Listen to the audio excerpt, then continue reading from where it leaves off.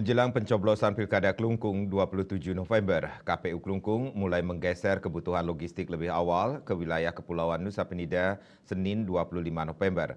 Proses distribusi dilakukan melalui dua jalur.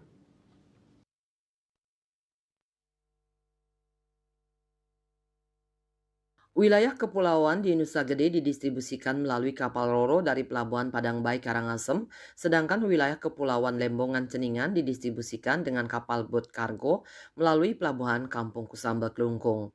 Ketua KPU Klungkung Iketut Sudiana mengatakan untuk jalur distribusi menuju Nusa Gede total ada sebanyak 178 kotak, 359 bilik suara dan 89 logistik luar kotak untuk kebutuhan 89 TPS yang didistribusikan menggunakan kapal Roro.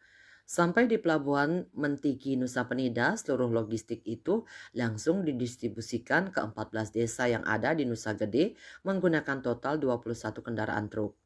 Proses distribusi ini mendapat pengawalan berlapis dari pihak kepolisian agar berjalan aman. Sementara untuk jalur menuju Lembongan Ceningan diangkut dengan kapal boat kargo dengan total logistik ada sebanyak 28 kotak suara, 56 bilik dan 14 logistik luar kotak. Sampai di lokasi, seluruh logistik ini diangkut dengan dua mobil pick-up menuju 14 TPS di Desa Lembongan dan Jungut Batu. Kapolres Klungkung AKBP Alphonse W.P. Letsoin SIK mengawasi sekaligus memimpin langsung kegiatan pengamanan pergeseran logistik Pilkada Klungkung ini dari gudang logistik Pilkada di Gor Swecapura Gelgel menuju Nusa Penida.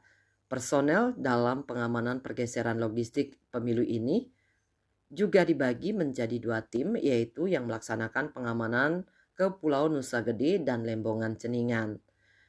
Tim dalam pengamanan pergeseran logistik pemilu ini sebelum melaksanakan tugas juga diberikan arahan pimpinan pasukan APP oleh Wakapolres Klungkung, Kompol Iko Mangsure Mariantika SHMH.